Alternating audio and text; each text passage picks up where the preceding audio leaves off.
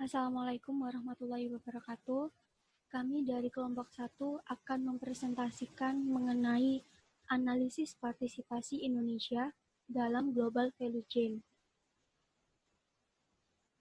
Nah, kelompok kami terdiri dari 7 anggota. Yang pertama yaitu Hanif Pramoda Alam, yang kedua Anggi Eka Putri, yang ketiga Noni Anggela, yang keempat Sesofia Putri Alfani, yang kelima Esther Indah Cahyani, yang keenam Irma Yanti, yang ketujuh adalah Muhammad Aldi Saifuddin.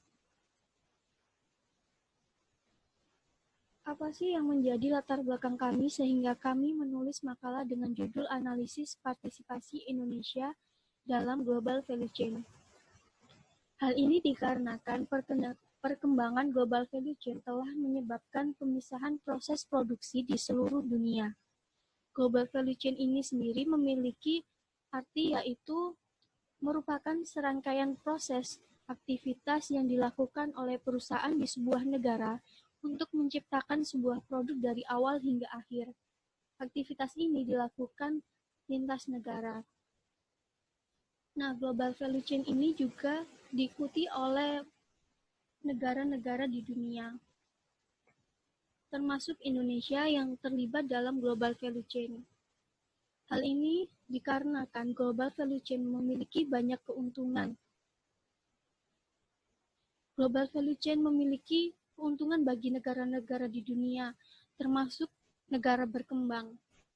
Keuntungan yang pertama yaitu meningkatkan nilai tambah barang dan jasa, yang kedua mengembangkan ekonomi nasional, yang ketiga capacity building, dan yang keempat mengurangi tingkat pengangguran.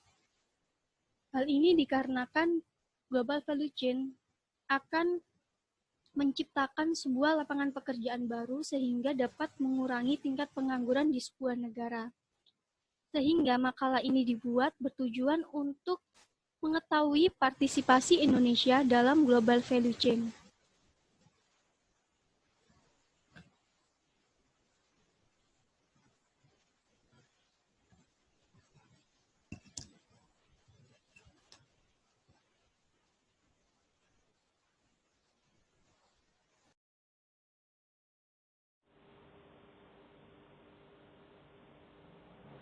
Ya, yang berikutnya adalah teori mengenai global value chain.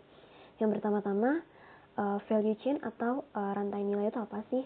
Jadi value chain itu adalah serangkaian atau berbagai proses yang itu dilakukan oleh perusahaan, bahkan selain perusahaan itu juga bisa seperti pekerja dalam menciptakan sebuah produk dari segala proses dari awal hingga akhir yang terlibat di dalamnya. Nah, kalau global value chain itu sendiri apa gitu kan? Jadi kalau global value chain itu sendiri, value chain yang secara global yang artinya proses produksi dari mulai yang masih raw material atau mentah menjadi barang setengah jadi atau intermediate goods hingga menjadi barang jadi. Dan diolah menjadi barang jadi itu dihasilkan melalui berbagai tahapan, dan itu karena sifatnya global maka terjadi di beberapa negara dengan mempertimbangkan efisiensi produksi.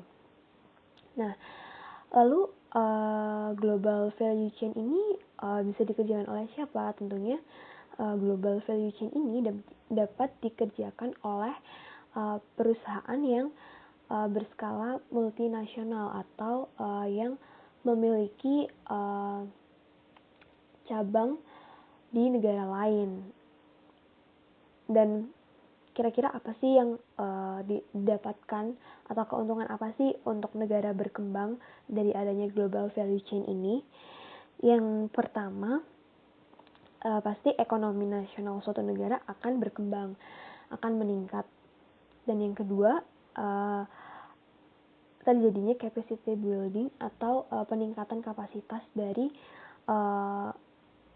baik dari perusahaan itu sendiri maupun dari suatu negara. Karena ketika dia melakukan global value chain, pasti mau nggak mau keterampilannya itu akan meningkat karena dia udah berhubungan dengan dunia internasional, sehingga ya mau nggak mau pasti suatu negara juga akan memiliki keterampilan meningkat juga.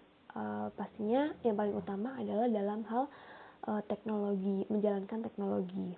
Dan yang ketiga adalah menciptakan lapangan kerja. Lalu yang berikutnya proses Smile Curve Economics. Ini menurut Baldwin pada tahun 2012. Jadi di sini si Baldwin itu menyatakan bahwa tahapan global value chain itu ada 7. Yang ya kita bisa lihat sendiri ya. Yang pertama itu ada konsep atau melakukan research and development, dan ini tuh memakan, kalau berdasarkan data yang pernah dipresentasikan oleh Pak Karwo, research and development itu merupakan bagian dari suatu usaha yang memerlukan suatu investasi, yang mana investasinya itu membutuhkan pengembalian return itu sangat lama. Jadi orang tuh kadang banyak yang males untuk berinvestasi di bidang research and development karena itu tadi jangka waktu pengembalian return itu sangat lama. Makanya padahal research and development itu penting banget untuk mengembangkan, baik itu mengembangkan produk atau mengembangkan teknologi baru untuk menghasilkan sebuah produk. Dan yang kedua itu ada branding, ketiga ada desain, keempat ada manufacturing atau pengolahan, kelima distribution, keenam marketing, dan ketujuh sales and after service. Jadi di sini ketujuh tahapan ini membentuk kurva yang seperti orang tersenyum. Hal tersebut dikarenakan di sini di setiap tahapan itu memiliki nilai tambah yang berbeda-beda. Jadi misalkan seperti negara yang menguasai R&D, branding, dan desain itu akan mendapatkan nilai tambah potensial sebesar 40%. Manufacturing atau pengolahan itu sebesar 20%. Sementara distribution, terus marketing, dan after service itu mendapatkan nilai tambah potensial sebesar 40%. Artinya di sini itu yang paling yang paling rendah mendapatkan nilai tambah itu di dalam pengolahan. Lalu selanjutnya adalah metodologi dalam global value chain. Jadi di sini metodologi berdasarkan Garvey and Stark pada tahun 2011 itu terbagi menjadi 4, yaitu yang pertama dapat menggunakan struktur input-output, terus bisa menggunakan pertimbangan geografis, terus yang ketiga struktur tata kelola, dan yang keempat adalah konteks institusi di mana industri tersebut berkembang. Nah, dari struktur input-output dulu terbagi menjadi 2, itu biasanya diidentifikasi dulu aktivitas utama dalam global value chain itu apa aja, terus identitas struktur dari perusahaan di setiap segmen dari global value chain itu bagaimana gitu. Yang pertama dari identifikasi aktivitas dalam global value chain itu ternyata ada 5 tahapan aktivitas utama. Yang pertama ada mengidentifikasi input, yaitu yang digunakan apa saja, terus produksinya bagaimana, terus packing and storage-nya gimana, processing-nya gimana, dan distribution marketingnya itu bagaimana. Nah, secara detailnya kita lihat slide selanjutnya. Nah, ini bisa dilihat ya, ini contoh global value chain pada industri buah dan sayuran. Di sini identifikasinya sudah jelas bahwa di sini ditulis input terdiri dari apa aja, dari benih, terus dari peralatan pertaniannya itu apa aja, itu inputnya untuk menghasilkan buah dan sayuran yang berkualitas itu tadi. Lalu next produksi untuk ekspor ini ada yang dibedakan menjadi dua jenis ya. Jadi buah dan sayuran yang untuk diproses untuk sebagai bahan baku makanan yang akan diproses. Terus ada juga buah serta sayuran yang langsung dikonsumsi. Jadi harus diidentifikasi jenisnya bagaimana, terus lalu di packing and storage. Di situ juga bisa dilihat bahwa sudah tertulis ya bagaimana packing and storage-nya, terus processing-nya bagaimana, dan distribution atau marketingnya bagaimana, apakah akan dijual di supermarket, terus di retail besar atau di pedagang-pedagang kecil gitu. Dan pastinya kesemuanya ini, kelima tahapan ini dilakukan melalui tahapan dalam research and development.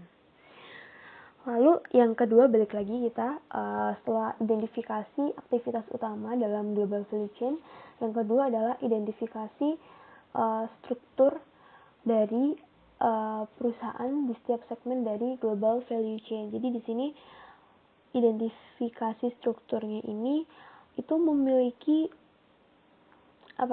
mengidentifikasi langkah awal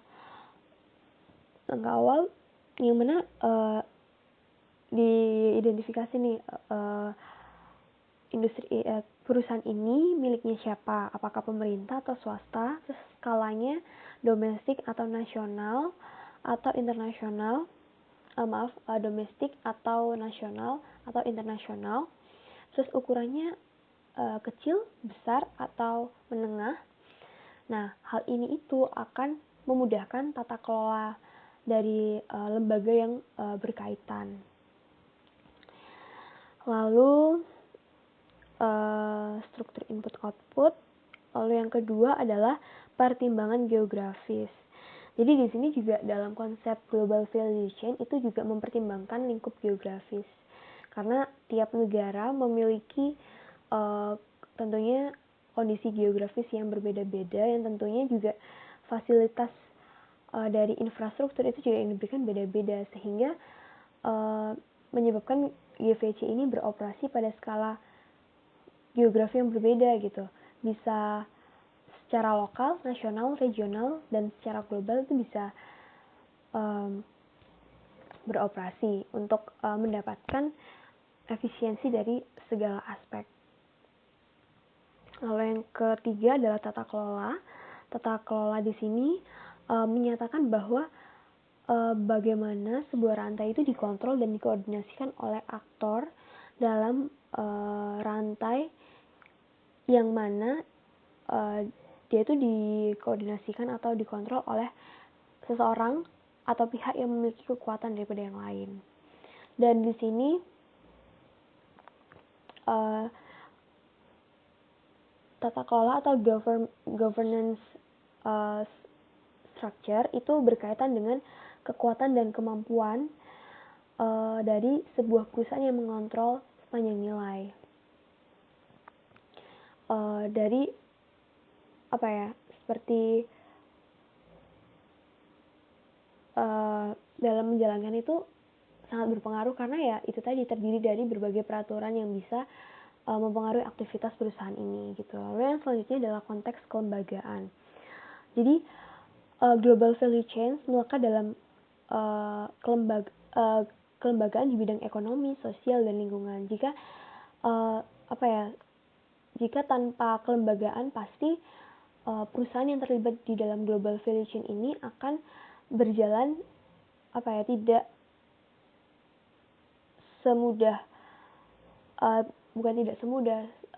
semulus jika ada peran kelembagaan di sini gitu. Dan ya ada 3 kelembagaan yang sangat berperan, yaitu di bidang ekonomi, sosial, dan lingkungan. Dan dengan begitu suatu negara akan mengetahui gitu nilai tambah yang dihasilkan itu berapa, sehingga negara tersebut mengetahui posisi produk dalam rantai nilai global itu produknya dia bagaimana, apakah apakah benar-benar efisien atau tidak, apakah dapat bersaing atau tidak. Seperti itu. Untuk teori sampai di sini, next akan dilanjutkan oleh teman saya.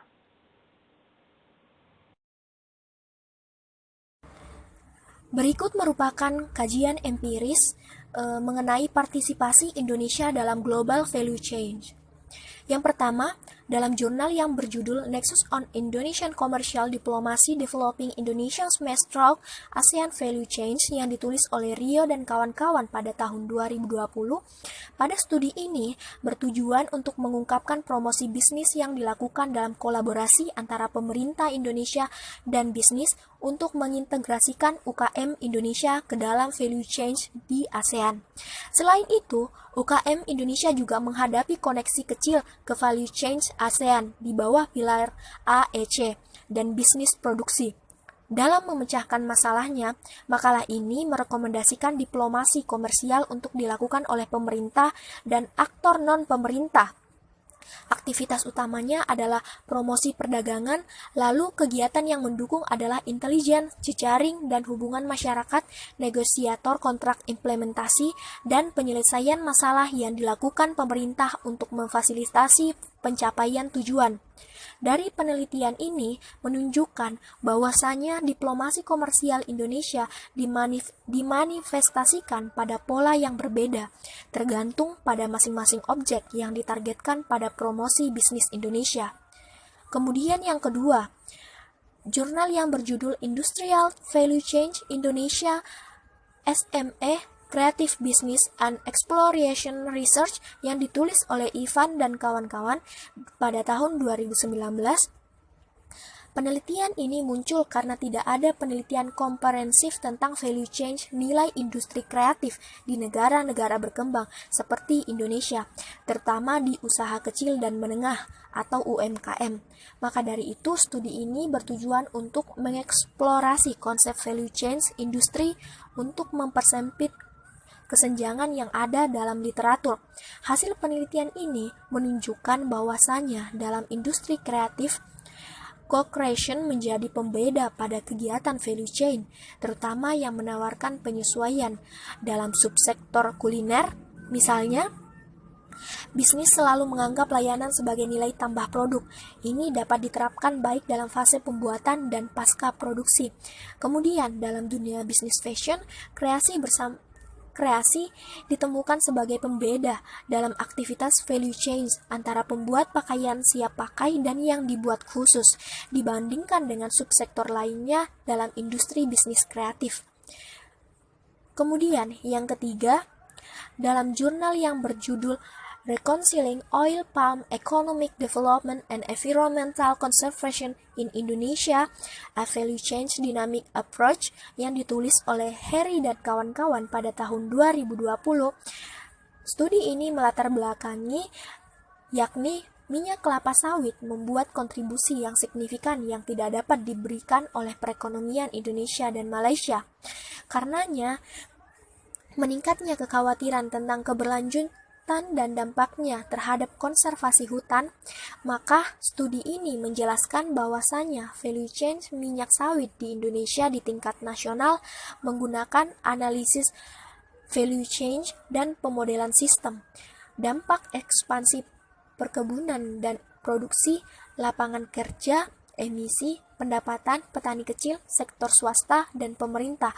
Selain itu, terdapat perdagangan antara pembangunan ekonomi dan pelestarian lingkungan, tetapi tersedianya solusi win-win atau skenario yang membangun sinergi antara pengembangan kelapa sawit Indonesia dan konservasi hutan dapat membantu batas baru pengembangan kelapa sawit di ASEAN, Amerika Selatan, dan Afrika.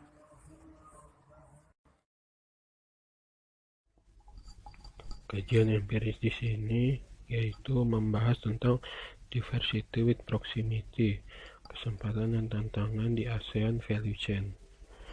Keberagaman di dalam anggota masyarakat ekonomi ASEAN menjadi bukti bahwa proses integrasi di wilayah ASEAN sedang berlangsung.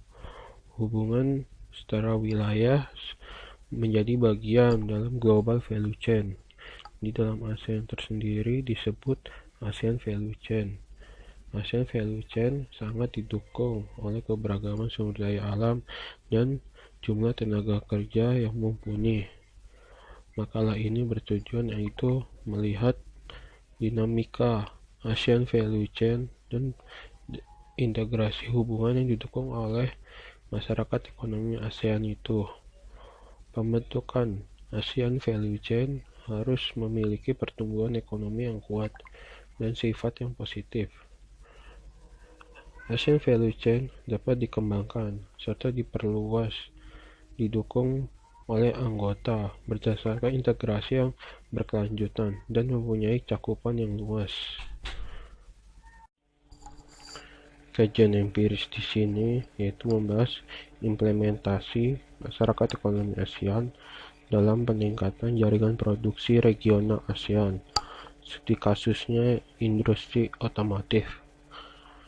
ASEAN Vision 2020 atau visi ASEAN 2020 yaitu untuk menyatukan lebih dalam kegiatan perekonomian di kawasan Asia Tenggara dengan mendorong pembebasan pergerakan akan barang, jasa, kapital, dan program pembangunan lainnya. ASEAN Vision sendiri yaitu menjadi cikal bakal munculnya ASEAN Community atau Masyarakat Ekonomi ASEAN (MEA). Dan tujuan makalah ini yaitu ingin melihat dampak perkembangan dari implementasi masyarakat ekonomi ASEAN terhadap basis produksi wilayah industri otomotif di wilayah Asia Tenggara. Mengingat beberapa negara ASEAN memiliki fokus lebih dalam terhadap pengembangan industri otomotif nasionalnya. Namun, di sisi lain, mereka juga menghadapi dari adanya liberalisasi dari dijalankannya masyarakat ekonomi ASEAN di kawasan ASEAN tersendiri. Selanjutnya, bagaimana kondisi perekonomian Indonesia? Bisa kita lihat pada tabel yang pertama yang berisikan tentang PDB negara-negara yang ada di ASEAN. Indonesia memiliki tingkat PDB tertinggi di antara negara-negara lain di ASEAN. Namun demikian, meskipun tingkat PDB Indonesia merupakan yang tertinggi di Asia Tenggara, kita lihat rasio perdagangan pada tabel 2 terhadap tingkat PDB masih lebih kecil, hanya sebesar 37% di tahun 2016. Dibandingkan dengan Brunei Darussalam yang memiliki tingkat PDB paling rendah di negara ASEAN, yaitu dengan rasio perdagangan pada tahun 2016 87%.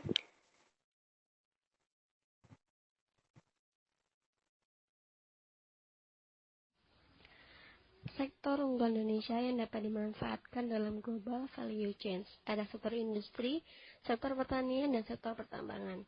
Yang pertama, sektor industri. Sektor ini meliputi beberapa bidang industri, yaitu industri di bidang tekstil, industri kulit, industri makanan dan minuman, industri farmasi, industri kimia, industri otomotif, dan industri elektronik.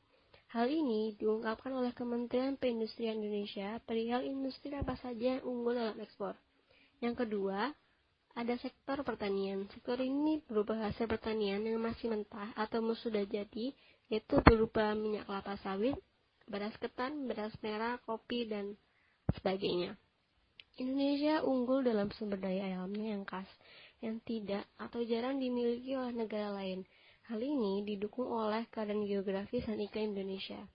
Yang ketiga, ada sektor pertambangan yang berupa biji logam dan minyak mentah di lautan. Ekspor Indonesia per sektor. Ekspor di Indonesia dibagi menjadi beberapa sektor yang masuk ke dalam dua kategori besar, yaitu migas dan non-migas. Sektor yang paling banyak diekspor adalah sektor non-migas, di mana industri pengolahan menyumbang paling banyak, yaitu sebesar 75% rasio perdagangan Indonesia pada tahun 2016. Di dalam sektor industri pengolahan, terdapat beberapa subsektor industri lainnya, di mana terdapat subsektor industri makanan yang menempati peringkat pertama, mendapatkan subsektor paling banyak diekspor di Indonesia. Mengapa demikian? Karena industri makanan merupakan salah satu industri terpenting yang dibutuhkan manusia di seluruh dunia setiap harinya.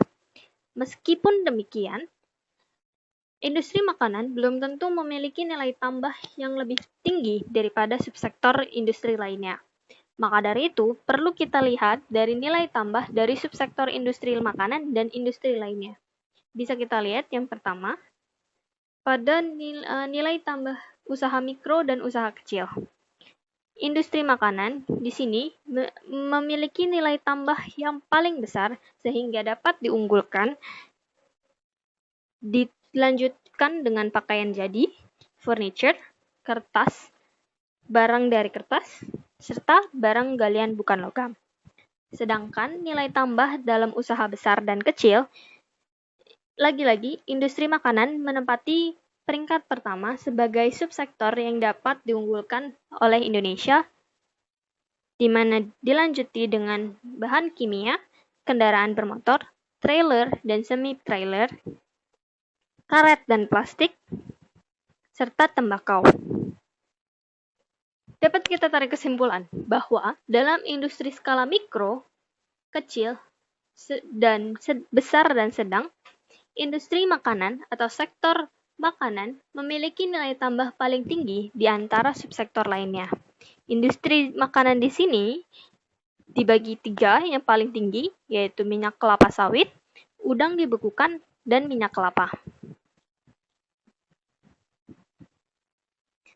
Selanjutnya, posisi Indonesia dalam global value chain di Indonesia.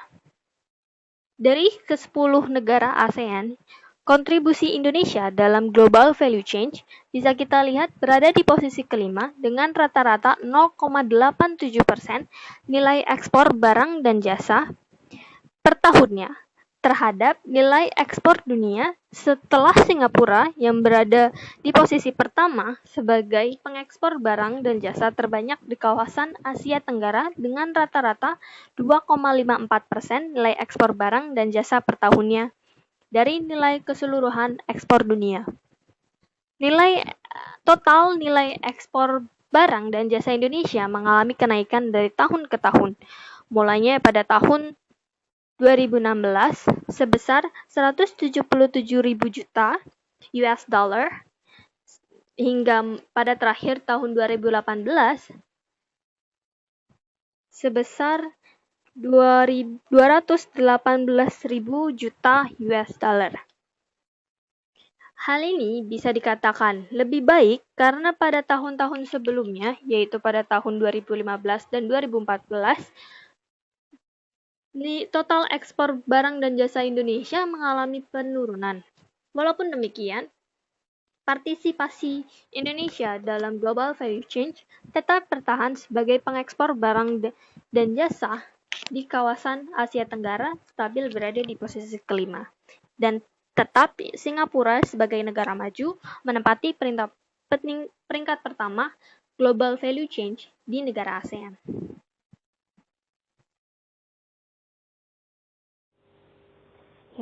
Selanjutnya adalah mengenai indeks partisipasi Global Value Chain Indonesia pada tahun 2015. Ini sumbernya diambil dari World Trade Organization. Jadi di sini dinyatakan bahwa Indonesia ini memiliki partisipasi Global Value Chain sebesar 37,1, yang mana 37,1 ini itu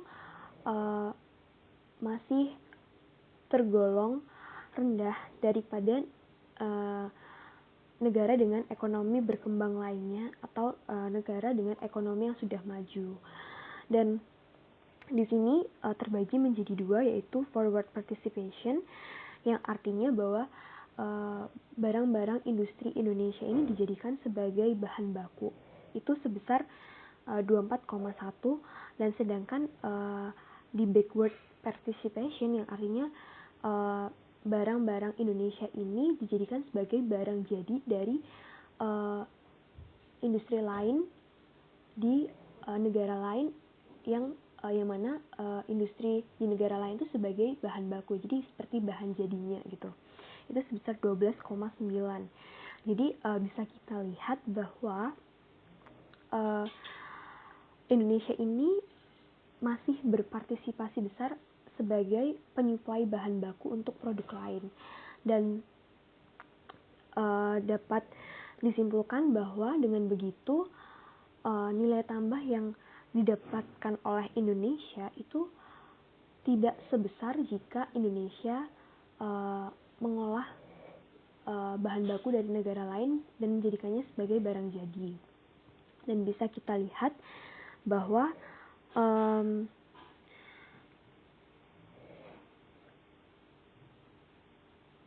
Indonesia itu banyak mengirim inputnya di dalam global value chain. Itu salah satu negaranya itu ada negara Singapura, yang mana negara Singapura ini merupakan rekan dari Indonesia di dalam asosiasi ASEAN. Seperti itu untuk indeks partisipasi GVC Indonesia pada tahun 2015.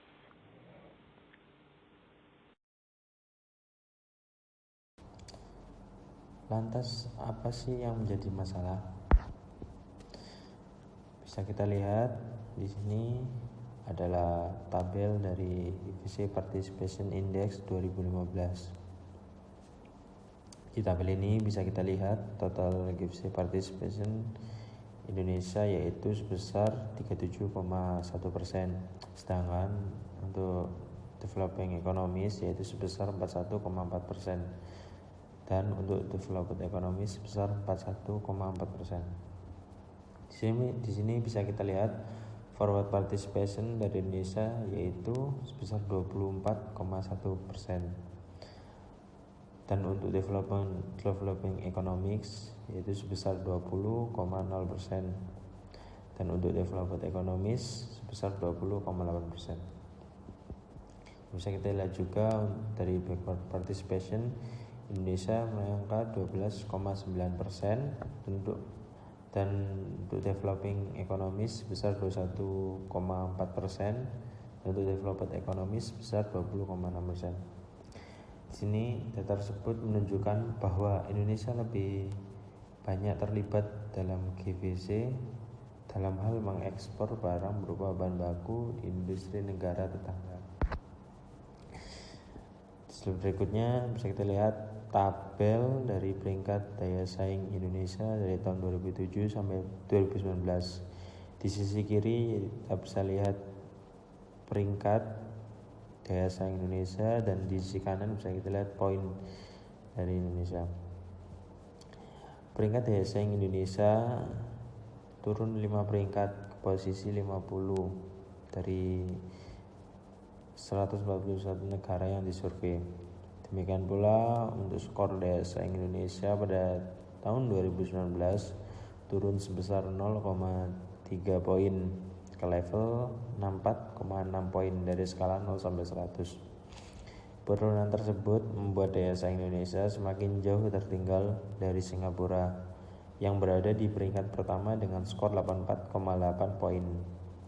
Daya saing Indonesia juga kalah dari Malaysia yang berada di peringkat 27 dengan skor 74,6 poin, maupun Thailand di posisi 40 dengan skor 68,1 poin.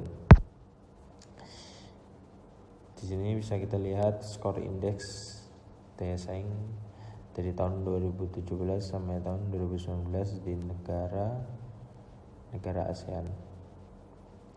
Daya saing Indonesia turun 5 peringkat, 45 ke 50 dunia. Penurunan peningkatan ini tergambar dari turunnya skor Global Competitive Index atau GCI Indonesia sebesar 0,3 poin menjadi 64,6 poin. Indikator yang membuat menurunnya GCI Indonesia terjadi pada aspek kesehatan, keterampilan, pasar produk, pasar tenaga kerja, dan adopsi teknologi dan informasi. Di antara negara Asia Tenggara, penurunan skor hanya terjadi pada Indonesia dan Filipina. Skor daya saing tertinggi diraih oleh Singapura dengan skor 84,8 poin atau naik 1,3 poin dari tahun sebelumnya. Tak hanya di Asia Tenggara, Singapura juga memuncaki peringkat daya saing dunia. Peringkat kedua di Asia Tenggara diraih oleh Malaysia yang mencatatkan kenaikan 0,2 poin dari 74 tahun 2018 menjadi 74,6 poin di tahun 2019. Indikator daya saing yaitu ada stabilitas makroekonomi, ukuran pasar, kesehatan, dinamika bisnis, infrastruktur, keterampilan, sistem keuangan, pasar barang, institusi, pasar tenaga kerja, dan adopsi teknologi inovasi. Bisa kita lihat di tabel berikut, yaitu indikator daya saing Indonesia tahun 2019. Stabilitas makroekonomi Indonesia naik 0,3% dan jadi 90. Dan untuk ukuran pasar naik 0,8% jadi 82,4. Untuk kesehatan turun 0,9 jadi 70,8. Dan untuk dinamika bisnis naik 0,6 jadi 69,6. Dan untuk infrastruktur naik 0,9 jadi 67,7. Dan untuk keterampilan turun 0,1% dan menjadi 64%. Untuk sistem keuangan naik 0,1% dan sistem keuangan 64%. Untuk pasar barang turun 0,3% jadi 58,2. Dan untuk institusi naik 0,2% jadi 58,1. Dan untuk pasar tenaga kerja turun 0,1% jadi 57,7%. Dan untuk adopsi teknologi turun 5,7% menjadi 55,4%. Untuk inovasi naik 0,6% menjadi 37,7%.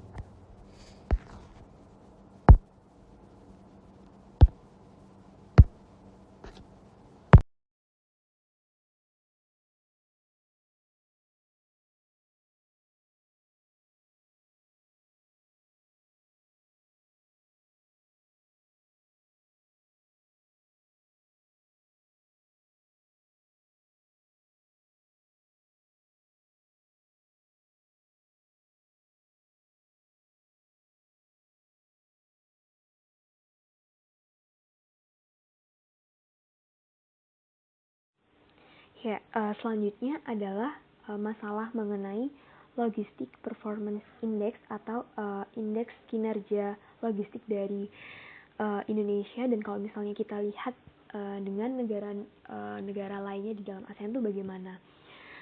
Yang pertama, angka LPI yang dimiliki Indonesia pada 2014, 2016, 2018 itu masih dibilang masih rendah gitu di antara negara Singapura. Ya oke lah, negara Singapura merupakan negara maju. Bahkan Indonesia juga masih tertinggal nih sama Thailand, Filipina, dan Malaysia gitu. Dan itu menunjukkan bahwa efisiensi biaya logistik yang dimiliki Indonesia itu masih rendah dibandingkan keempat negara tersebut. Nah, jadi di sini semakin besar angkanya, maka semakin bagus kinerja dari kinerja logistik dari sebuah negara gitu. Namun walaupun Indonesia ini masih tertinggal, tren yang ditunjukkan itu selalu ada peningkatan, baik itu tahun 2014, 2016, dan 2018 itu selalu ada peningkatan. Hal ini berarti bahwa pasti tidak lain tuh karena ada campur tangan dari konteks kelembagaan atau lembaga, baik itu pemerintah, tapi yang terutama sih lembaga pemerintah ya, seperti yang dikatakan di dalam teori global value chain bahwa global value chain itu tidak terlepas dari konteks kelembagaan, dan ini benar dibuktikan oleh kondisi indeks kinerja logistik Indonesia ini sendiri, yang mana dari sisi logistik lembaga yang ada di Indonesia, lembaga pemerintah khususnya, itu selalu memperbaiki bagaimana agar Indonesia ini memiliki biaya logistik yang efisien, sehingga bisa dilihat tren dari tahun ke tahun itu selalu mengalami peningkatan. Dan perlu diketahui juga bahwa LPI atau Logistic Performance Index ini itu digunakan sebagai tolak ukur kinerja logistik, dan untuk mengukur bagaimana sih efisiensi dalam rantai supply perdagangan ini. Dan LPI itu akan mencerminkan dalam perspektif global apakah sebuah negara terkoneksi secara global atau tidak. Maka dari itu LPI juga menjadi masalah penting ketika memiliki angka yang rendah gitu bagi Indonesia itu sendiri.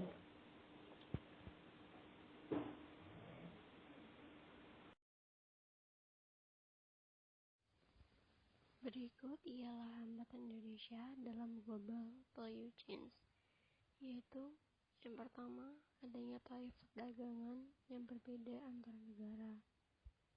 Berikutnya ada biaya transportasi, ada biaya asuransi yang dikenakan dalam proses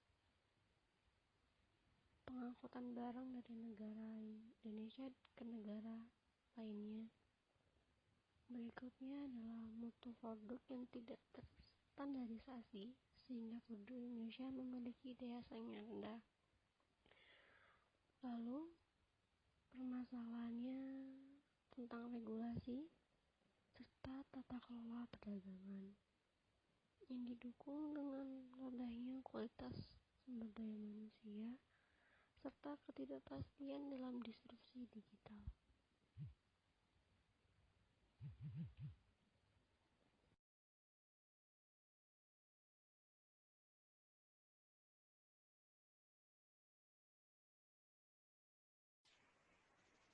Nah, apa sih solusi yang dilakukan Indonesia untuk mengatasi masalah dalam meningkatkan partisipasinya pada global value chain? Upaya yang dilakukan pertama yaitu melakukan kerjasama antara lembaga sertifikasi domestik dengan asing untuk mendapatkan sertifikasi produk. Nah, hal ini dilakukan karena kualitas atau mutu barang dari Indonesia itu sendiri masih di bawah standar internasional. Yang kedua yaitu membentuk kerjasama perdagangan untuk mengurangi hambatan tarif dan atau instrumen kebijakan perdagangan lainnya. Nah, hal ini telah dilakukan Indonesia dalam kerjasama ASEAN RCEP untuk mengurangi hambatan tarif. Dan yang ketiga yaitu memberikan insentif pada perusahaan yang mampu menciptakan teknologi baru. Nah, hal ini dikarenakan perusahaan yang mampu menciptakan teknologi baru itu diberikan insentif, maka akan terjadi persaingan atau perlombaan untuk menciptakan teknologi baru yang dapat meningkatkan efisiensi produksi. Nah, yang keempat yaitu meningkatkan fasilitas perdagangan untuk menarik investor asing. Nah, misalnya yaitu dengan infrastruktur.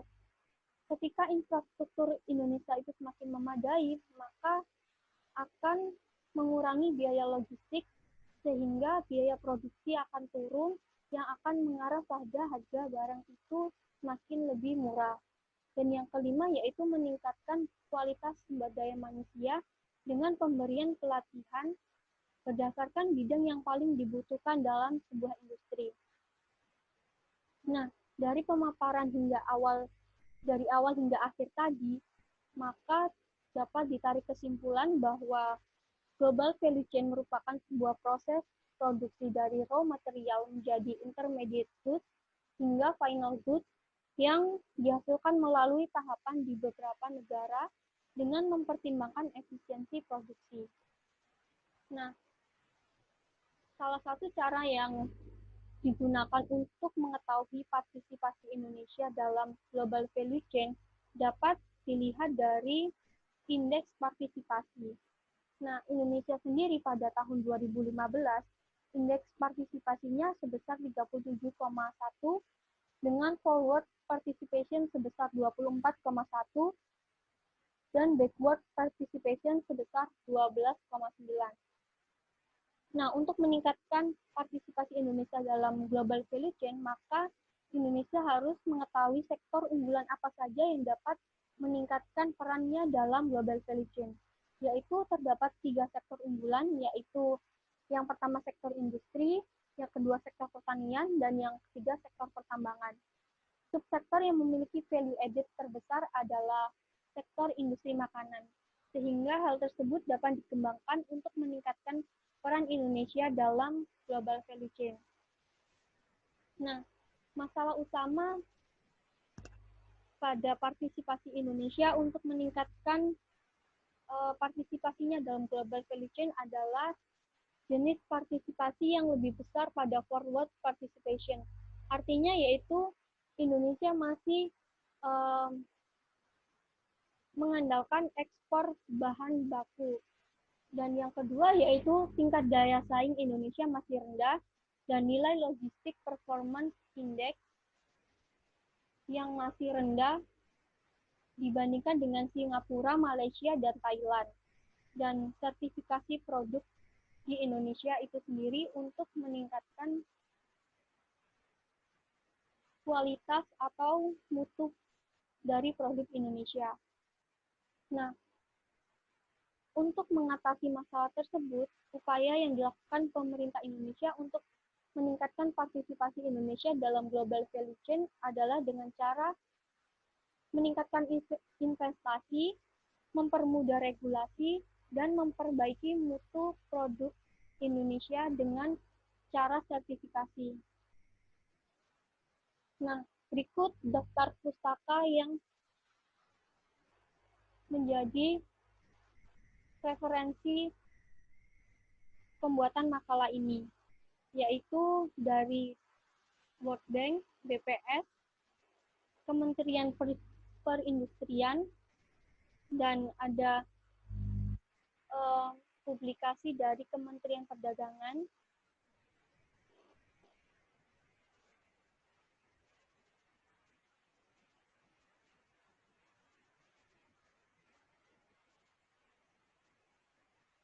Sekian presentasi dari kelompok 1. Apabila ada yang ingin didiskusikan, silahkan.